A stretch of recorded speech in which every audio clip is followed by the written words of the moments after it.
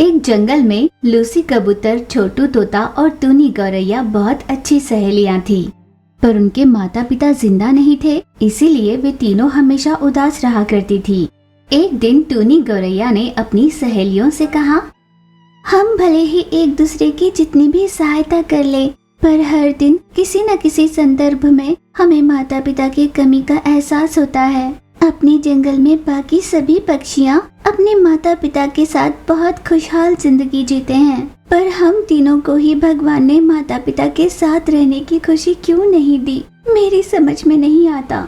मुझे लगता है अगर भगवान हमसे कुछ छीन लेते हैं तो हमें उसके बदले में कोई और शक्ति जरूर देते हैं। अगर हमें पता चल जाए कि वो क्या है तो हम अपनी जिंदगी में बहुत आगे बढ़ सकते हैं। ये बात सच है कि हमारे साथ हमारे माता पिता नहीं है, पर अगर हमें उनका नाम रोशन करना है तो हमें कुछ ऐसा करना होगा जो सबसे हटके हो, तभी अपने माता पिता चाहे जहाँ भी हो उनकी आत्मा को शांति जरूर मिलेगी। ऐसे छोटू तोता ने जब कहा तो लूसी कबूतर और टूनी गौरैया ने भी उसकी बात पर अपनी सहमति दी। ये सही कह रही है, हमें सबसे अलग कुछ करना होगा और पैसे भी कमाने होंगे। यूं वो तीनों आपस में बात कर रहे थे। यूं ही दिन गुजरे।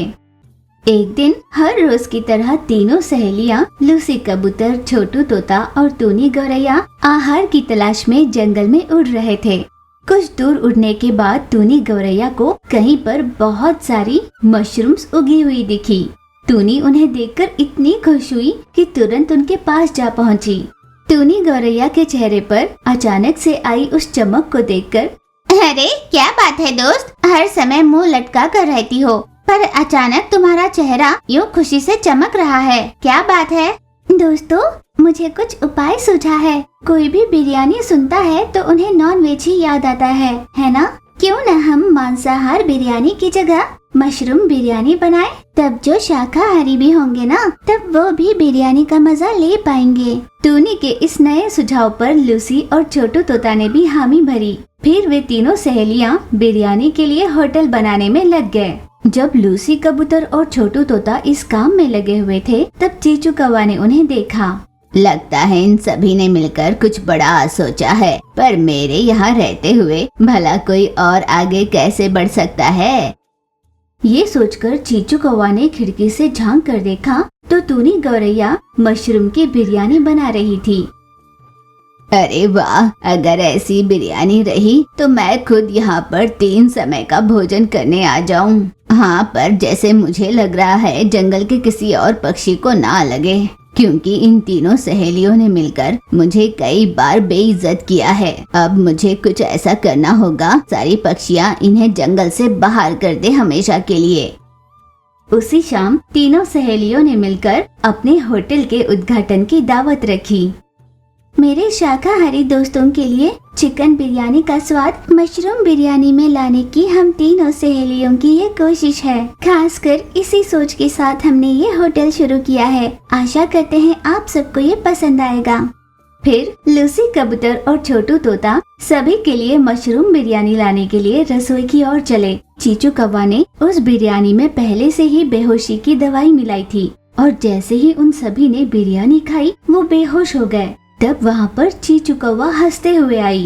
हो गया ना नहले पे दहला। हर बार तुम तीनों सहेलियां मिलकर मेरी ऐसी कई मंशाओं को विफल किया था और आज मैंने उन सब का बदला तुमसे ले लिया। अब मैंने ही तुम्हारी इस बिरयानी में बेहोशी की दवाइयाँ मिलाई। अब इन्हें उठने में पूरा 1 घंटा लग जाएगा और एक बार जैसे ही ये सब होश में आ जाएंगी तुम्हें इस जंगल से हमेशा के लिए निष्कासित कर देंगी। इतने में वहाँ पर पड़ी हुई सभी पक्षियाँ उठकर खड़ी हुई।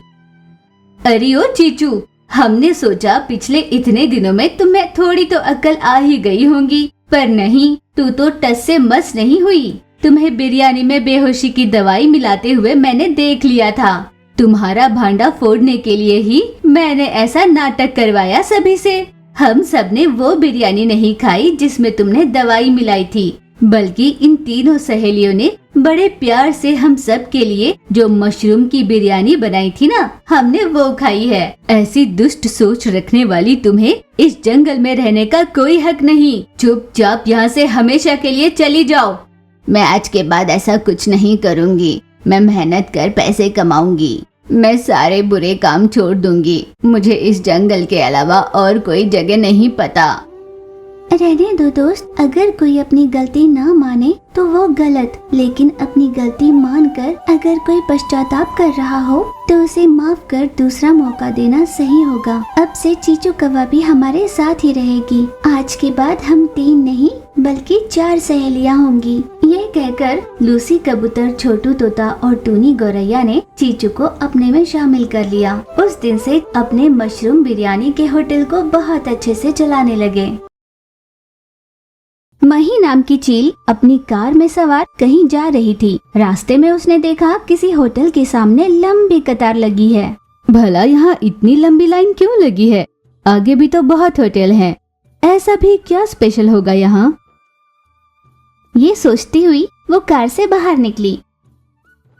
उस ठेले के पास टूनी गौरैया, चीचू कौवा और छोटू तोता सभी से कह रहे थे कि थोड़ा इंतजार करे, सभी को मिलेगा, कोई खींचातानी ना करे। शांत हो जाओ, 10 मिनट का इंतजार करो। ये सब वहाँ क्या चल रहा था मही की समझ में नहीं आया। इतने में छोटू कुछ अंडे लेकर आई।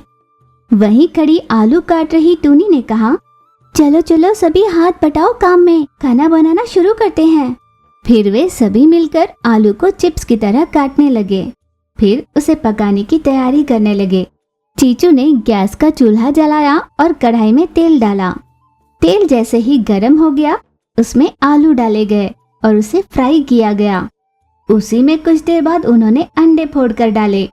कुछ 10 मिनट तक उसे अच्छे से पकाया। वो ऑमलेट जैसा बन गया।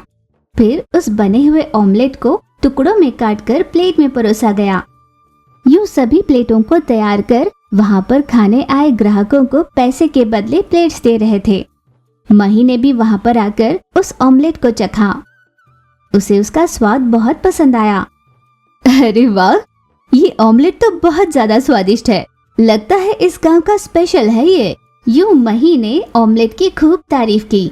उसे मजे लेकर खाया और पैसे देते हुए उसने कहा, आज के पहले मैंने कभी भी इतना स्वादिष्ट ऑमलेट नहीं खाया था। इसे सुबह के नाश्ते की तरह खाते हैं, ये बात मुझे अभी पता चली। इसी वजह से यहाँ पर इतनी लंबी कतार लगी है। ये जानकर मुझे बहुत आश्चर्य हुआ। इतना मजेदार स्वादिष्ट नाश्ता मैंने कभी नहीं खाया। ये लीजिए, पैसे रख लीजिए। यूं पैसे देकर खूब तारीफ कर चील वहाँ से वापस लौटी। वे सभी तारीफ से खुश हो गए। दोपहर हो चली थी। उन्होंने अपना होटल बंद किया और अंदर बैठकर बात कर रहे थे। आज तो अपनी बहुत कमाई हुई है, चलो इसे आपस में बराबर बांट लेते हैं। फिर उन तीनों ने गिनती कर पैसों को आपस में बराबर बांट लिया। भगवान करे हमारा ये व्यापार ऐसा ही चलता रहे। यूं मन ही मन सोचकर उन तीनों ने एक साथ कुछ पैसे रख दिए।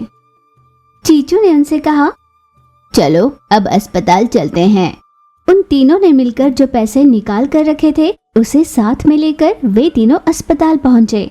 अस्पताल के डॉक्टर डोरा से मिलकर उन्होंने पैसे दिए और अपनी सहेली लूसी कबूतर, जिसका वहां पर इलाज चल रहा था, उससे मिलने गए।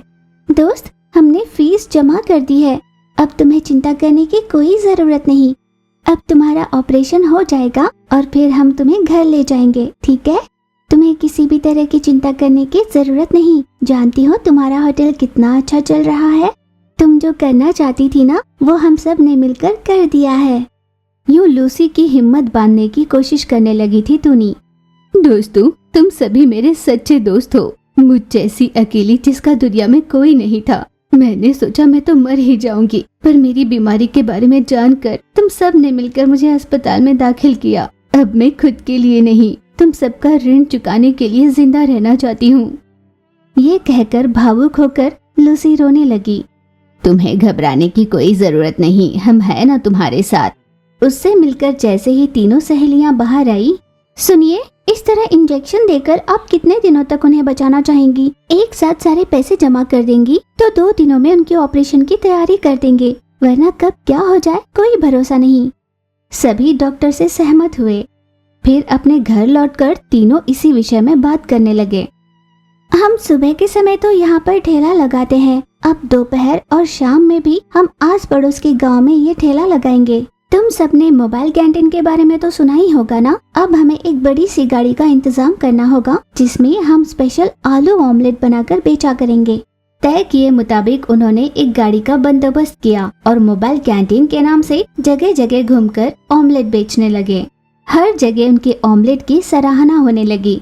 उन्होंने बहुत सारे पैसे भी कमा लिए। लगातार 2 दिनों तक जगह जगह घूमकर उन्होंने ऑमलेट्स बनाकर बेचे। 2 दिनों में बहुत सारे पैसे जमा हुए थे। उनमें से 1 भी रुपए खर्च किए बिना सारे के सारे पैसे उन्होंने अस्पताल में ऑपरेशन के लिए जमा कर दिए। ऑपरेशन सक्सेसफुल रहा। कुछ महीने यूं ही बीते। लूसी अपनी सहेलियां चीचू, छोटू और टूनी के साथ बहुत खुशी से रहने लगी थी।